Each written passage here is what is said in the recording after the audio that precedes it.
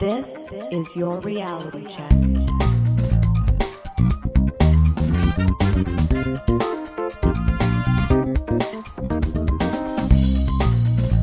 Welcome to The Reality Check, the weekly Canadian show that explores a wide range of controversies and curiosities using science and critical thinking. Today is July 5th, and it's just me, producer Pat. If you've been listening the last couple of weeks, you know that the crew is on a break while Darren is traveling. I think he's still in Italy. Today we have a conversation for you. Many checkers are probably aware that we do a crossover podcast with our friend Dr. Stuart Robbins called 5 Minutes with an Astronomer. The idea is that we ask Stuart a question, and then he tries to explain a topic or whatever in under 5 minutes. It was a bit of a running gag on Season 2, which was just recently released, that pretty much none of the episodes were under 5 minutes. One episode in particular, though, went way off the rails in terms of the show's format. It was when we were recording with Ed Robertson. Ed is the frontman for the band Barenaked Ladies and the guy who wrote the theme song for the TV show The Big Bang Theory. He's also big into science and critical thinking.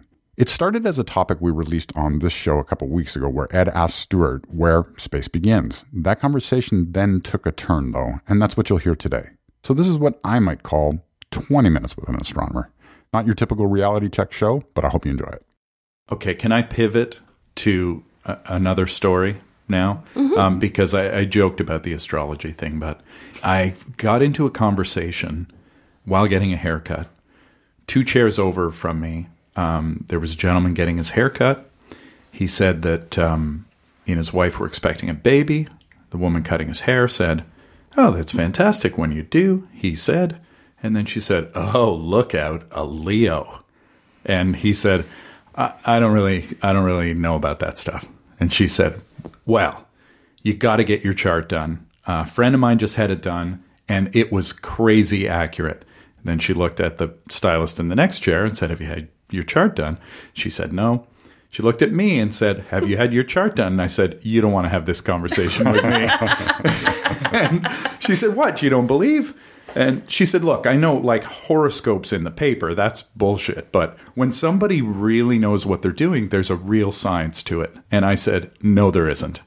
And I said, "Look, I'm going to do your chart right now. You're really strong, but you can be soft when you need to be. You're very loyal, but you're willing to stick up for yourself if a loved one is in the wrong. You've overcome a lot of obstacles, but there's a great opportunity on the horizon." And she said, "Oh, well, it's not all vague like that." And I said, "Yes, it is."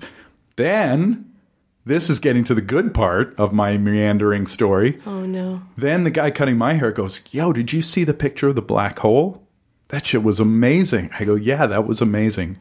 Then the woman beside me says, "Yeah, like that's a real photo." Ooh. And the guy cutting my hair said, "Wait a minute, you're not like one of those flat earthers." And then she said, "The sun and the moon are not as far away as they tell you." And I said, "Wait a minute, who's they?" And I said, "I'm pretty sure the sun is 92 million miles away, approximately." And then she said, "Well, that doesn't make any sense. How do we feel its heat?" And I said, "Well, it's not a campfire. We're not feeling the heat from the flames." And anyway, so this went down a long road. I think I did pretty well in explaining that, flat earthers and conspiracy theorists in general carry with them a host of gotcha phrases that I think they don't even understand, but it's something that was said on YouTube or said to them that they can't explain. Evolutionary biology deniers will say, the eye, there's no explanation, there's no evolutionary steps to get us to the human eye. And the answer is, yes, there is. In fact, I had to write an essay on it when I took an evolutionary biology class in college. Well, there you go. So there are all of these things. There are these gotcha moments. What I wanted to ask you... Uh-oh. Is this my gotcha moment? Well, no, I don't think so. As a layman who might encounter a special magical unicorn like I did, a person who denies reality, what are the couple of solid science answers that you can rely on to say, here is why that is nonsense. And I think I did an okay job in this discussion, but it'd be nice to have a few gotchas in my back pocket and the listener's back pocket to refute this conspiracy pseudoscientific nonsense. So there are a couple that are my go-to. One of them is you would need to pull up some travel website, such as something like Orbitz or Travelpedia or Expedia or whatever. You would need to pull up a travel website and look at plane flights. Yes, so, Southern Hemisphere. Right. So flat earthers love to say that flights in the Southern Hemisphere only work if the Earth is flat, because instead of going, say, directly from Argentina to Australia, they go through Mexico. And that makes total sense on a flat Earth thing, but it doesn't make sense on a sphere. Of course, they're ignoring economics, but that's a separate issue. If you actually pull up plane flights, there are direct flights from one spot in the Southern Hemisphere to another spot in the Southern Hemisphere. I've looked this up, like South Africa to Perth, Australia, and the time for those flights is roughly equivalent to what it should be at those latitudes in the Northern Hemisphere. So that's one way to do it. That tends to just get rid of that entire argument, because they insist that there is no such flight that ever exists, and yet it's right there in black and white. Right.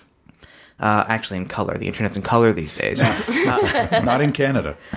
Yeah, I forgot that's where we are. So another way is stars. This is not something that everyone can do, but if you're in the Southern Hemisphere, if you look up at the sky in Argentina and you look up at the sky in Australia, the constellations are the same. That can't be the way things work on a flat disk, but it is the way things work on a sphere, because it's just like in the Northern Hemisphere. In Canada, you see the same constellations as you do in England or somewhere else in Europe or Russia. And that's, again, only works on a globe as opposed to a disk. Another way that I like to talk about is eclipses. So there's the meme that goes around Facebook pretty much every time there's a lunar eclipse, which is every 6 months or so. And that is, if the Earth were flat, then the lunar eclipse would look like a fully lit moon with a flat line going through it, caused by the shadow of Earth being cast by the sun onto the moon. However, it is a disk, meaning that Earth can't be flat. Now, there are a couple of other ways that one could prove to themselves or to others that Earth is not flat. One of them is Eratosthenes' method. So this was done over 2,000 years ago by a Greek guy, Eratosthenes. Basically, have yourself and a friend, and you have two big sticks, and at noon, where you are, you hold up the stick and you look at the shadow length. On a flat disk, the length of that shadow would be the same. On a sphere, it's not. And that's because of the curvature of the planet. Another way is space missions. Now, of course, this is why flat earthers deny that we've ever been to space. Right. Because they just... The big NASA conspiracy. Right. It's always NASA, which I don't quite understand. It's never the European Space Agency, the Japanese Space Agency, the Russian Space Agency, now the Chinese, now the Indians, now Israel. All of those have sent space missions up. In fact, I think Iran also recently launched a space mission or a satellite or something. So they have to deny all of these countries that have done this kind of thing. Another way, of course, is putting a balloon up. So you actually can, in fact, high school classes will sometimes do this. They will, for just a few $100s, which in Canadian also translates to a few $100s, right, they will be able to build a balloon, put on a camera, put on just a GPS tag or whatever so you can get it back, and send it up, and you can see the curvature of the planet. Now, flat earthers would say, oh, it's all the camera lens and this, that, and the other thing, but you can actually correct for camera lens distortion. Photographers have been doing this for many, many, many years. So once you correct for that camera distortion, you can see again that the limb of the planet is curved. So there are a lot of ways. They range from fairly straightforward, just pulling up a website and looking at plane flights, to more complicated, to trusting, I guess, that countries really have sent missions up into space. The real problem with flat Earth is that it's all about your everyday experience. My everyday experience is Earth is flat, because locally it's flat. And very rarely do I, in my everyday experience, have to take into account that it's a globe. And so I think that that's what's appealing to flat earthers, is that they like this idea of my everyday experience is smarter than all of these so-called scientists in their ivory towers and rocket ships. I think it's also important to attempt to bridge that gap and find a language that is something other than you're an idiot and here's why. Yeah. Right? Although sometimes that's very satisfying to say. Indeed. But I think you've got a group of people that aren't all idiots. Some are just skeptical. Some have fallen heavy to confirmation bias and these echo chambers and rabbit holes of the internet. I think it's important to find ways to bridge that distance and say, I understand why you think that, but here are some very obvious reasons why you should reconsider your viewpoint. And that's what I tried to do in that discussion, is say, that another gotcha was, why is it that gravity can hold all the water on the planet, but it can't pull a single drop off a leaf? And I said, well, it does. It pulls them off leaves all the time. In fact, that's how it got there in the first place. But if a single drop is on a leaf, it's surface tension and friction is stopping it because gravity is a weak force. And I think it's important to bridge that gap. Otherwise, people just dig their heels in. Oh, and they could say the same thing about magnets. Why doesn't gravity pull the magnet off the refrigerator? And it gets to gravity, as you said, is a very, very weak force compared to all the others. Whatever, sheep. I mean, this is something that we deal with a lot on our other podcast, and sometimes there's not much you could do about it, because if someone is believing a conspiracy theory, they've often done their quote-unquote research. Stuart does another podcast called Exposing Pseudo-Astronomy, and even as a professional astronomer, you have to do your research. So sometimes that initial conversation is just impossible. Right. Well, and the other thing is that, so I got into this stuff with the Apollo moon hoax. And that crowd was really big a decade or two ago. Not so much anymore. They've been supplanted pretty much by the flat earth crowd. With the Apollo moon hoax, I mean, it's a case where in order to not only understand, but understand and then explain and refute the arguments made, you have to know about so many different kinds of fields of science. And you have to know about history and optics and gravity and radiation and heat transfer and computer systems and all this other stuff that most people don't know. And so you have to do, as Pat said, a lot of research in order to understand the arguments, which they probably don't even understand when they make them. That you have to understand the arguments, you have to understand the science, and then you have to be able to formulate some sort of response that can make sense and is understandable by someone who oftentimes, not always, but oftentimes has a fairly large disrespect for science and scientists. Now, sometimes they think that they actually do have a big respect for scientists, or not scientists, but science at least in the process. And as you said, it's almost sort of a skepticism ad nauseum, or they just try to get at, well, how do we know that? How do we know that? How do we know that? And at some point, I would argue you do have to take some things for granted. Like, I don't need to prove every day when I go to sleep that the sun is going to rise in the morning. I take that for granted. I take it for granted when I drive my car that it's not going to fall through the road, because I take for granted that the electromagnetic force that holds the tires up from the road, that holds me up from my seat, is going to stay fairly steady. And Whatever, sheep. Well, and then sometimes we get into that kind of argument. At that point, I tend to just walk away. Right. I think the most succinct and beautiful debunking of the moon landing is that at that precise moment in history, we barely had the technology to pull off the moonshot. What we didn't have was the technology to fake it. Yeah. Yeah.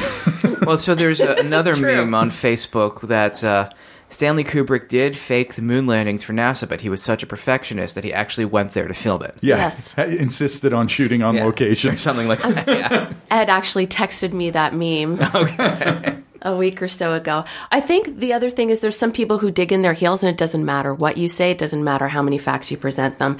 We are preaching to the choir quite a bit on Reality Check and 5 Minutes with an Astronomer when we talk about skepticism and hoaxes and that sort of thing. Our goal is to get at the fence sitters, people who just didn't know any better, and now they're armed with this information. But then there's those people that it doesn't matter what you say. I remember seeing, I think it was at Brain Games, they were showing how a Ouija board is a bunch of crap and what people believe about Ouija boards. And in the process, 4 or 5 normal people, and at the end of it, one of them still said, "This makes me believe in it even more." And they just laid out all the reasons and the facts why this is impossible. This is not. No, I liked Penn and Teller's Bullshit episode where they had a Ouija board and they blindfolded the people and literally just turned the Ouija board upside down. And they were moving the planchette and they were still saying what the letters would be if it were right side up. Well, that's the way the spirits work, man.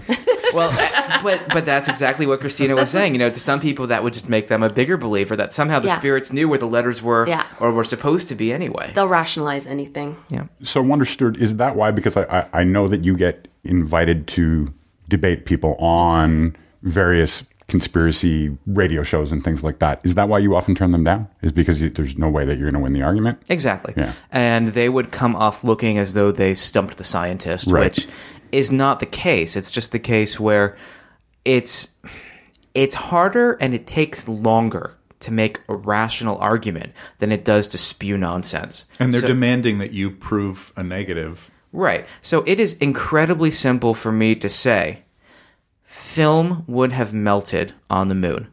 That took 3 seconds or so. Right. It will take me about 2 minutes to explain to you why that's not a valid argument. Mm-hmm. And I have to get into, again, how heat is transferred, how insulation works, how white and metal reflect radiation, reflect sunlight, and so keep things cool. I mean, it's go outside in the summer and wear a white t-shirt, and then go outside in the summer and wear a black t-shirt. And you will be able to see that. But again, I've just taken 30 seconds explaining the most basic part of this argument to you.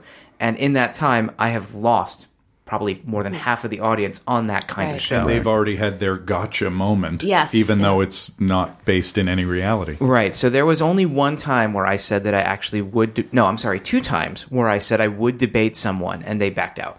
And I said, if I'm going to debate you, we have to have a set topic list. Because your bull crap a lot more than I do. Mm-hmm. And so you're going to be able to spew it out, and I'm going to have to be like, wait, what? So I need to know the topic list ahead of time so I can look into it.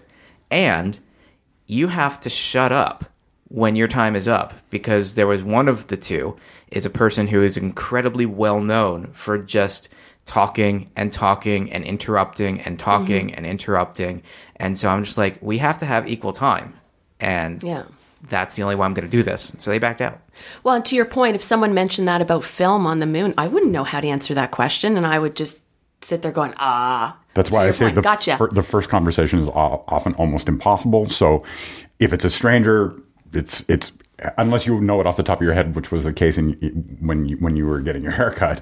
But if it's someone that I can have a second encounter with, I'll often say, you know what, I don't know all the details about that, but that I'm quite skeptical of what you're saying. I'd be happy to look into it and have another conversation with you. Well, my interaction actually ended up very funny because after some debate back and forth, I was just given the whatever, dude. She didn't recognize you. No, obviously. And this is the funny part. So I'm leaving, and the guy that was the catalyst for the astrology into flat Earth discussion in the first place, as I'm walking out the door, he goes, "Ed, I'd be remiss if I didn't say I'm a huge fan." And I said, "Of my music or my controversial science views?" And he said, "Both, dude. I've been biting my tongue here the whole time."